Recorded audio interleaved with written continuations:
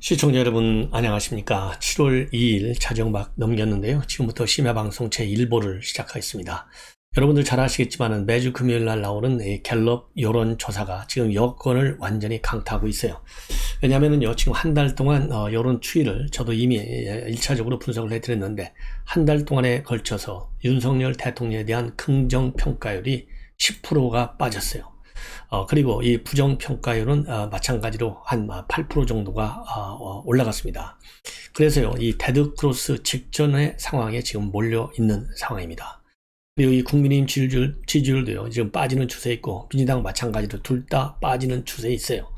근데 지금 문제는 뭐냐, 이 정당 지지율보다도요, 윤석열 대통령의 지지율이 그야말로 컨벤션 효과가 있어서 최소한도 일정 수위를 지나야 되는데, 데드크로스 현상이 금주부터 나타났는데, 이게 지금대로 지금 여당이 흘러갈 경우에는 이 데드크로스 현상을 막을 방안이 없을 것 같습니다. 그렇기 때문에 지금 이제 언론마다 말이죠, 왜 이렇게 데드크로스에 가까운 상황까지도 몰리고 있는지 여러 가지 원인을 분석하고 있는데요. 공통점은 우선 첫 번째로가 이 국민의힘 안에 있는 내용이고요. 두 번째로는 인사 논란입니다. 물론 경제적으로 지금 경제적으로 상황이 굉장히 안 좋잖아요. 물가가 높고 이자율도 높고 또 환율도 굉장히 높고 유가도 높고, 그래서 경제 상황이 굉장히 지금 안 좋고, 따라서 문재인 정권이 망가뜨려 놓은 민생 경제를 되살려야 되는데, 이 민생 경제를 되살릴 수 있는 이 길이 잘 안 보인다. 이거에 대한 전반적인 국민의 불안 의식도 영향을 주고 있는 것이 아니냐. 그래서요, 이 바보야 경제가 문제야, 이런 이 빌 클린턴 옛날 선거 때 내놓은 이 화두어, 지금도 계속해서 굉장히 중요한 정치권에서의 명언이 되고 있어요. 그런 것처럼 지금 이제 정권 초기부터 말이죠, 문재인 정권의 소득주도 성장 정책, 그 다음에 코로나 실패, 방역 정책의 실패, 이런 걸로 인해서 민생 경제가 완전히 다 파탄이 된 상황에서 이거를 다시 일으켜 세워야 되는데, 지금 만만치 않은 지금 태풍이 불고 있는 거예요. 윤석열 대통령도 지금 태풍의 한 복판에 서 있다, 이렇게까지 진단을 했지 않습니까? 그렇기 때문에 이 바탕 자체가 굉장히 안 좋은데, 여기에 국민의힘의 내용, 이 내용의 분란의 이 원인은요, 바로 이준석 대표의 성상납에서 시작된 증거인멸 교사 의혹입니다. 이것이 윤리위에서요, 측근인 김철근 정무실장에 대한 징계를 결정하면서 이제 한 일주일밖에 남지 않았죠. 7일날 이준석 소명을 받겠다라고 하면서 이 내용이 격화되고 있어요. 그러다 보니까 내용이 말이죠, 이준석 대표 대 이 친윤 간의 갈등으로 지금 비화되고 있는 이런 상황이기 때문에 내용이 그렇게 쉽게 가라앉지 않을 것이고, 이 내용이 쉽게 가라앉지 않다 보면은 결국은 윤석열 대통령이 한마디 개입을 해야 될 것 아니냐. 그러면 대통령의 개입, 이것이 이 불씨를 끌 수도 있지만은 이 불씨를 더 크게 악화시킬 수 있다, 이러한 이 전망이 또 고개를 들고 있어요. 그래서 윤석열 대통령도 이 당 내용에 대해서는 대통령이 거의 개입하지 않겠다, 이렇게 일단 선을 그어 놓고 있는 상황인데, 과연 이러한 대통령의 발언이 그렇다고 해서 내용을 쉽게 진정시킬 수 있을 것이냐, 거기에 대해서는 회의적 시각이 많습니다. 그렇기 때문에요, 일각에서는 지금 초기 단계에서는 일단 선을 그어놓고 초연한 입장을 보이겠지만, 결국 이게 계속해서 악화 일로로 빠질 경우에는 대통령이 개입할 수밖에 없을 것 아니냐, 이러한 관측도 나들고 있는 상황입니다. 그러면은요, 오늘 이 갤럽에서 조사한 내용을 보면 지난달 초부터 10%포인트가 하락해서 긍정평가율은 43, 그리고 부정평가는 42, 불과 1%포인트 차이로 데드크로스 직전의 상황에 와 있는데요. 그 이유는 핵심적인 원인이 바로 인사의 실패이고, 두 번째가 경제 민생을 제대로 못 참긴다, 세 번째가 독단적이고 일방적이다, 이렇게 원인이 되어 있는데요. 인사 문제에 있어서 가장 중요한 것은요, 김승희 복지부 장관 후보자 정치자금법 위반 혐의로 수사 선상에 올랐습니다. 그래서 선관위가 말이죠, 지금 선관위원장이 누굽니까? 문재인 대통령이 임명한 사람이잖아요. 그래서 이 선관위가 결국은 불을 질린 거예요. 그래서 이제 대검에서 수사를 하지 않을 수 없는 상황. 이러다 보니까 김승희는 국민의힘 내부에서도 이대로 밀기는 어렵다. 결국은 제가 보기에는요, 이 김승희 후보 결국은 자진 사퇴의 길로 걸어가지 않을까. 왜냐면요, 지금 이 갤럽 여론조사와 같은 이런 이 경고의 여론조사가 나오지 않았다면 지난번과 같이 일단 어느 성조까지 밀어붙일 수가 있는데 지금 사방간 데서요 이래서는 안 된다라고 하는 그런 비판적 시각이 강하기 때문에 이러한 거대한 여론의 부정적 파고를 윤석열 대통령이 김승희 후보자를 딱 보호하면서 챙겨나갈 수 있을 것이냐, 그 부분에 대해서 저는 좀 부정적입니다. 그래서요 지금 윤석열 대통령이 취임 첫 분기인 5, 6월 이 지지율을 평균적으로 계산해 보니까요 긍정평가는 50%고 부정평가는 36%. 그래서 역대 대통령들과 비교했을 때 저조한 편입니다. 노태우 대통령의 긍정평가가 제일 낮았는데 29%, 그 다음에 박근혜 42%, 그리고 그 다음에가요 이 노태우 대통령이 46%인데 지금 윤석열 대통령의 평가는 36%예요. 그래서 노태우 대통령 다음으로 높은 그러한 상황입니다. 그리고 정당 지지도는 이제 40대 28입니다. 그래서 이 정당 지지도 빠진 것이 이준석 대표와 친윤계의 갈등, 이것 때문에 빠지고 있는 것으로 그렇게 전반적으로 원인 분석을 하고 있어요. 자, 그러다 보니까요 지금 이 당 안팎에서는 어떤 평가가 나오느냐, 진영 정치에 사로잡혀가지고 분열과 대립을 겪고 있다. 이게 기본적 원인의 하나로 지적이 되고 있어요. 즉 정부와 여당이 내 편 아니면 적이야, 이 정도의 진영 정치에 지금 사로잡혀 있다. 그래서요 지금 김병준 김종인, 이재호 이런 분들이 조선일보와 인터뷰를 했는데요. 김병준 전 상임선대위원장은 뭐라고 하고 있느냐, 이준석 대표를 둘러싼 갈등이 대선 전까지 풀리지 않고 있다가 지금 그래서 쭉 누적돼 왔는데 대선 승리한 후에 이제 표면화되고 있다. 그래서 서로가 얼굴을 마주보며 대화를 통해서 정치를 하는 것이 기본인데 이 기본이 여당 대통령실에서 실종된 것 같다, 이렇게 보고요. 지지율 하락과 관련해서는요 윤 대통령과 고용노동과 52시간 시간제를 두고서 엇박자를 보이는 거, 그럼으로써 국민 신뢰를 잃었고, 그래서 이제 대통령이 명확한 메시지로 중심을 잡아 나가야 되는 것이다, 이렇게 진단을 하고 있어요. 그리고 최재형 의원 같은 경우는요 상당히 부끄러운 이야기인데 당내 일부 의원들이 자신의 정치적 입지를 강화하는 데만 몰두하고 있기 때문이 아니냐, 그리고 경제위기 해법 마련을 위해서는 당내에서 치열하게 논쟁을 해야 되는데 자신의 정치적 입지를 희생하며 국민과 나라를 위하는 모습이 나오는 것이 굉장히 필요한데 이게 안 나오고 있다, 이렇게 비판하고 있습니다. 그리고 이재호 상임고문 같은 경우에는요 대통령 여당이 정치 현안에 매몰되지 말고 민생부터 살펴라, 그리고 민주당 탓만 하지 말고 공기업 개혁과 같은 뭔가 할 수 있는 일부터 찾아서 성과를 내라, 이렇게 이재호 상임고문은 주장을 하고 있고요. 김종인 위원장 같은 경우는요 대통령 스스로가 탈출구를 만들어야 되는데 개파를 조량하는 듯한 분위기를 조성하면 안 되고 거대 야당에겐 양보할 건 양보하면서 협치를 보이지 않으면 결국 진영 정치로 가게 되고 그러면 국회 갈등만 증폭될 것이다, 이러한 이 워닝을 내놓고 있습니다. 자, 그래서요 여러분들께서도 이런저런 생각을 갖고 있겠지만은 우선 이제 포용 정치의 큰 틀로 물꼬를 트는 노력을 해야 되는데요. 이 포용 정치가 제대로 안 되는 것이 지금 민주당이 철저하게 진영 논리, 즉 이념 논리에만 빠져 있어요. 그렇기 때문에 윤석열 대통령이 아무리 지금 야권을 포용하면서 협치를 하겠다 하더라도 현재의 민주당이 말이죠 국회를 다수당으로 압도적인 다수의 위치에서 변하지 않는 이상, 그리고 여론의 이 비판을 받지 않는 이상은 민주당이 과연 윤석열 대통령의 포용력 있는 리더십, 포용정치, 협치 정신에 과연 손발을 맞춰줄 것이냐, 저는 그렇지 않다고 봅니다. 자, 그렇기 때문에요 결국은 승부수는요 이 경제 문제, 우선 먹고 살 거리, 그래서 이 경제를 어떻게 해서라도 이 돌파구를 만들어낼 수 있는데 모든 지혜를 다 쏟아 부어야 되겠고요. 이번에는 우선 나토 정상회담을 계기로 해서 전개된 경제안보, 즉 미래 먹거리, 이제 원전과 이 방산 문제, 그 다음에 반도체라든가, 그 다음에 배터리, 이런 그 실리 중심의 외교적인 성과를 거둬왔는데요. 이거를 하나씩 이행에 옮기는 실무 작업을 통해서 이렇게 하면은 결국, 왜냐하면 대한민국 경제는 해외 경제 의존도가 한 80%에서 85% 정도 되지 않습니까?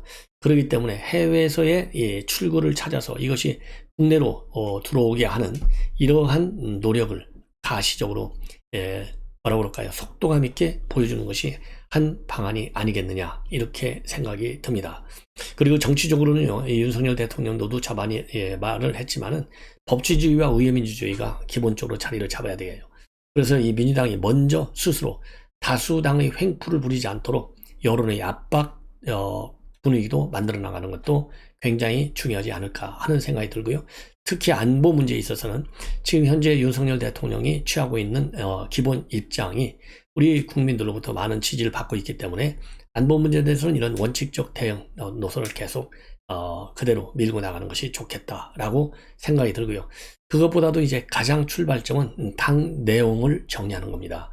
우리가 이 가정에서 수신제가 치우평천하 이 말이 뭐 옛날 얘기가 아니잖아요. 지금도 작용이 되잖아요. 그렇기 때문에 윤석열 정부의 윤석열 대통령 입장에서 이 수신제가는 바로 당 내부 내용 분란을 정리하는 것 아니겠느냐. 그래서 흔히 얘기하는요, 윤핵관, 친윤, 그 다음에 이준석 대표 간의 삼각 갈등, 이거를 깔끔하게 정리할 수 있는 이 고도의 처방술이 필요하지 않을까 생각이 듭니다. 특히 이러한 가운데 말이죠. 지금 이상민 지금 행안부 장관의 경우에는 이 경찰 인사를 문제 가지고 일단 한번 이 비판을 받기 시작했고요. 그 다음에는 이제 지금 경찰 내부적으로 지금 이제 행안부 장관 이 자문위원회에서 내놓은 경찰 통제 방안, 이 경찰 통제 방안의 핵심은 바로 행안부 안에요. 경찰국을 신설하고 그 다음에는 경찰청장에 대한 지휘 규칙을 제정하고 이런 것들로 인해서 비롯됐는데요. 여기에 대한 경찰의 반란이 심상치가 않아요. 1인 시위, 삭발 시위, 그 다음에 단체 행동, 다양한 형태로 지금 나오고 있어요. 그래서 이 경찰이 반란이다 이렇게 얘기해도 과언이 아닐 정도 나오고 있는데, 그러다 보니까요, 오늘 저녁에 이 홍익지구대를 전격적으로 방문을 해서 지금 행안부 안에 설치할 경찰국, 이거 많아봐야 한 20명 정도의 규모로 만들 것이고, 그 중에 대부분은 현직 경찰로 충원할 것이다 라는 입장을 발표했어요. 그리고 절대로 경찰을 장악하려고 하는 것이 아니다. 그러니까 30년 전에 내무부 치안본부실로 가는 게 아니다 라는 입장을 밝혔고, 그리고요, 또 하나 이 경찰청장 후보자들은 내가 면담을 꼭 하겠다라는 입장을 밝혔습니다. 자, 그래서요, 오늘 이제 실질적으로 행안부 장관이 마포경찰서장과 홍익지구대 경찰들 7명하고 비공개 간담회를 가졌는데요. 이 내용이 자세하게 지금 언론에 보도되지는 않고 있는데, 제가 지금 말씀드린 대로 경찰국 설치가 뭐라고 하면 부당한 경찰에 대한 통제 방안이 아니다. 합리적이고 또 합법적이고 투명한 경찰 통제 방안이다 라고 하는 점을 설득한 것으로 그렇게 알려지고 있어요. 그러다 보니까 지금 이제 또 일각에서는요, 이 경찰 통제안에 대해서 이 경찰청장 후보군들이 전부 입을 딱 다물고 있어서 또 이 경찰 내부의 반발이 또 커지고 있다 이렇게 보여지고 있고요. 경찰청장 지금 3배수로 압축됐다라는 설이 이미 며칠 전부터 나왔잖아요. 그래서 김광호 경찰청장, 서울경찰청장, 그 다음에 윤희군 경찰청 차장, 그 다음에 우철문 부산경찰청장, 이런 분들이 좀 유력하게 거론이 되고 있는데요. 이분들도 이 경찰청 안에 지금 행안부 안에요, 경찰국을 신설하는 것에 관해서는 지금은 그런 거에 대해서 입장을 밝히는 적절치 않다 이렇게 해서 회피하는 모습, 이것이 지금 경찰의 반발을 오히려 더 조장하고 있다 이런 보도도 나오고 있어요. 이번에는요, 이준석 대표의 오늘 공항 출영, 그런 게 영접을 나간 거죠. 그 다음에는 이 성상납과 관련된 증거인멸 교사와 관련된 최종적인 입장문을 말씀을 드리겠는데요. 우선 성상납과 그 다음에 증거인멸과 관련해서는요, JTBC 썰전 라이브에 출연해서 한 얘기가 지금까지 나온 얘기 중에 최종적 입장입니다. 그 대표적인 것은요, 성상납을 안 했는데 어떻게 증거인멸이 되고, 증거인멸도 또 안 되고, 또 증거인멸 교사도 되지 않는다. 만약에 내가 이제 소명하러 가서 내가 성상납을 받은 적이 없다라고 하면 뭘로 나에게 내가 이 증거인멸을 교사했다라고 나한테 물을 것이냐. 그리고 윤리위는 수사기관이 절대로 아니다. 그래서 윤리위가 이런 거 하는 거는 적절치 않다. 그리고 윤리위 해산은 내가 시킬 수가 있는데 그러면 난리 날 것 아니겠느냐. 그러면서요, 윤리위 뭐라고 그럴까요? 이 해산 문제도 내가 적극적으로 검토할 수 있다. 이런 정도까지 아주 강한 불만을 포기하고 있어요. 자, 그리고요, 이러한 이제 이 윤리위 개최 문제와 관련해서 이 뭐라고 그럴까요? 그다음에 이제 이준석 대표, 이번에 이제 박성민 비서실장의 사퇴 이런 걸로 관련해서 굉장히 지금 고립무원의 위치로 지금 코너로 지금 몰리고 있는데요. 여기에 관련해서는 지금 전반적으로 말이죠. 이 이준석 친이준석 계열로 볼 수 있는 사람들만 이준석 대표를 옹호하고 있을 뿐이고 나머지는 상당히 비우호적으로 지금 해석이 나오고 있어요. 특히 박성민 비서실장의 사퇴와 관련해서는요, 대통령과 소통 없이 그러한 결단을 낼 수 있겠느냐, 결국은 손절 메시지라는 해석이 나올 수밖에 없고, 친윤계 전체가 돌아섰다는 평가도 대부분이 맞을 것 같다. 이렇게 천하람 당협위원장은 평가를 하고 있습니다. 그리고 이준석 대표와 가까운 정미경 최고위원의 경우에는요, 집권여당의 대표는 사명감을 갖고 뛰어야 하는데 이 대표가 더 안정적으로 가지 못하는 부분에서 당원들이 걱정하고 불안해하고 있다. 그러면서 이준석 대표를 여전히 두둔하는 모습을 보이고 있어요. 자, 그래서요, 지금 이준석 대표의 현 위치에 대한 이 국민의힘 내부의 분위기, 를 지금 여러분께 말씀을 드렸고, 특히요 이 녹취록 이 가로세로는 것에서 많이 폭로를 했는데요. 녹취록에 나온 대부분의 내용들은 편집된 것이다. 경찰에 다 원본이 들어가 있다. 수사 단계가 진척되는 동안에 윤리가 과연 어떤 판단을 내릴 수 있겠느냐. 그러면서요 성상납부터 사실관계를 확인해야 하는데 그건 또 다른 절차를 개시해야 된다. 윤리가 절차를 개시할 의지가 있느냐도 따져봐야 되고, 현재는 증거인멸 교사를 다루는 것이라는데 저는 교사 안 했다. 그러면서요 윤리위의 징계심의가 개시되는 시점에서 당 지지율은 굳건했고 심지어 지방선까지 앞서간 거 아니냐. 당의 손실을 무엇으로 보는지조차도 굉장히 모호하고, 쭉 다 할 거면 윤리위가 재판을 하겠다는 것이다. 그래서 윤리위에 대해서는요, 윤리위의 이러한 입장에 관해서 굉장히 격앙된 분위기로 되어 있습니다. 그리고요, 이제 오늘 이제 윤석열 대통령 만나는 거 공항에 출행해서 영접을 했잖아요. 그때 이제 무슨 얘기를 했는지 되게 궁금한데, 이렇게 얘기했다라고 하는 것이 이제 전반적인 언론의 공통점이 뭐냐면, 이번에 성과가 너무 좋았던 것 같은데 외교적으로 나토에서 우리가 역할을 한다는 것은 큰 의미다. 그러면서 고생이 많으셨다 라고 얘기했다고 하고요. 그러니까 이 대표도 나왔군요. 이렇게 대통령이 얘기하면서 활짝 웃음을 보였다. 이게 제일 공통된 평가입니다. 그리고 이준석 대표요, 윤석열 대통령과 김건희 여사에 대해서 굉장히 지금 호평을 하고 있어요. 그래서 이번 외교 성과와 관련해서는요, 첫 외교 데뷔 무대였는데도 잘 하셨고, 외교의 큰 방향성을 잡고 왔고, 대통령과 짧게 인사를 나눴는데 자신감이 있어 보였다. 그리고 나토에서도 우리 대통령을 어떻게 대하는지 잘 보지 않았느냐. 충분히 회원국과 거의 동등한 역할을 기대하면서 성과를 보여줬고, 나토 공간에 대한민국이 서로 위치가 아님에도 불구하고 우리가 하나의 역할을 하는 주체로서 인정을 받았고, 외교 방향 전환이 선명하게 보이지 않았느냐. 이렇게 평가를 하고 있습니다. 그야말로 아주 최고의 평가를 하고 있는 것이죠. 예. 그리고 저도 그랬잖아요. 이 정도면 자신만만하게 성과를 거두었다. 그리고 대박을 냈다라고 저도 표현을 했는데요. 전반적으로 저하고 민주당만 빼놓고는요, 비슷한 평가를 하고 있는 것 같습니다. 그리고 김건희 여사의 패션 외교에 대해서도요, 적극적으로 찬사를 보내고 있어요. 뭐라고 했느냐? 영부인의 우크라이나 드레스 같은 경우에는 굉장히 의미 있는 제스처였다. 옷 하나로 주는 메시지가 큰데 그것을 시도하는 것 자체가 큰 변화다. 왜냐면요, 김 여사 마지막 우크라이나 룩이라고 되어 있잖아요. 그래서 우크라이나 국기에 들어간 파란색과 노란색을 조합한 원핏을 입었는데 이거를 가지고 지금 평가를 하는 겁니다. 그래서 노란색 상의에 파란색 하의 의상을 착용했어요. 그래서 오늘 옷을 준비하다 보니까 노란색과 파란색이 좀 뒤집힐 수는 있겠더라. 노랑에 파랑이 상하의로 맞는 거지, 거꾸로 상의가 파랑이고 하의가 노랑이었으면 그건 좀 어색했을 것이다. 이렇게 얘기를 하고, 지금까지 영부인들이요, 해외에 가면 의뢰 한복을 입거나 대통령을 빛나게 하기 위해서 수다봉을하게 차려입고 가는데, 이번에 김건희 여사는요, 출국 때부터 의상이 눈에 띄게 아주 잘 입었다. 그래서 앞으로도 여기에 의미를 파악해 보는 것도 괜찮을 것 같다. 이런 입장을 내놨습니다. 예.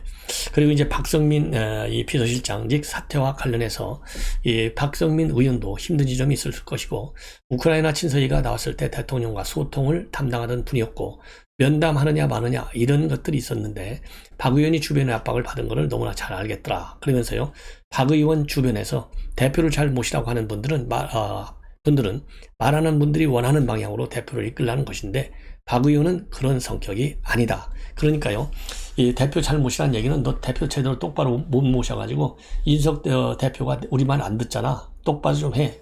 이런 압박의 메시지인데, 그렇다고 해서 박성민 비서실장이 그런 친윤계의 압박을 들을 사람이 아니다. 왜? 친윤계가 요청하는 것이 잘못됐으니까. 대표가 하는 일은 옳은데 친윤계가 결국은 하라는 얘기는 대표 옳은 길로 가지 말라는 얘기나 마찬가지 아니냐. 그런 압박을 박성민 비서실장이 듣겠느냐. 이렇게 해서 이 박성민 비서실장이 여기에 압박을 받고 사표를 낸 것이다 라고 지금 옹호하는 발언을 낸 거다, 이렇게 저는 봅니다. 마지막으로요, 이 박지원 국정원장이 어제 KBS에 나와가지고 주진우 라이브에 나와서 이미 이제 이준석 대표 지난번에 출구할 때는 안 나왔는데 오늘은 나왔잖아요. 근데 오늘 영접으로 나갔다고 해서 이준석 대표의 운명이 좋아지느냐? 절대 그렇지 않는다. 오동님이 떨어지면 가을이 온다고 했는데 이미 오동님이 떨어져도 너무나 많이 떨어져 버렸다, 이렇게 보고 있고요. 그리고 이 윤리위 징계 문제와 관련해서는요, 이 대표는 견딜 수 없을 것이고 오동님이 떨어지면 가을이 온다는 것을 알아야 될 것이다. 그리고요, 어떻게 됐든지 친윤과 이 대표가 멀어지는 방향으로 가고 있는 것이고 이준석 대표로서는 굉장히 억울할 건데, 젊은 청년이 보수 야당에 들어가서 새로운 바람을 일으켜서 당선시키고 또 지선도 압도적으로 승리했는데 공은 이준석 대표가 있는데 이제 와서 친윤이 자신을 손절해가는 것을 보면 굉장히 안타까운 심정도 있고, 정치라는 게 이런 건가 라고도 할 수 있다.